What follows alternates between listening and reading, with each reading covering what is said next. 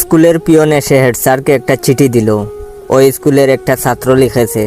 চিঠিটা পড়ে স্যার রেগে নিজের চুল টেনে ছিঁড়তে লাগলো। কি লেখা ছিল সেই চিঠিতে? তার আগে অবশ্যই আমার টিকটক অ্যাকাউন্ট বাইসা বনফায়ার আর ইউজার নেম ইওর জয় অ্যাকাউন্টটাকে ফলো দিয়ে রাখেন। আর হে ভাইয়ের এই ভিডিওতে লাইক, কমেন্ট আর কয়েকটা কপি লিঙ্ক করেন। চিঠিতে লেখা ছিল, ডিয়ার স্যার, সবার আগে জানতে চাই পরীক্ষার সিলেবাস কোন পাগল তৈরি করে।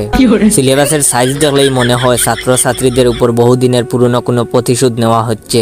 এবার বলুন, এত কঠিন প্রশ্ন বানানোর জন্য আপনারা কত টাকা ঘুষ খান? প্রশ্ন দেখে স্টুডেন্টের মাথায় ডায়রিয়া শুরু হয়ে যায়। প্রতিশোধ নেন, ঘুষ খান, মেনে নিলাম, কিন্তু খাতাটা তো অন্তত একটু দয়ামায়ার সহিত দেখতে পারেন।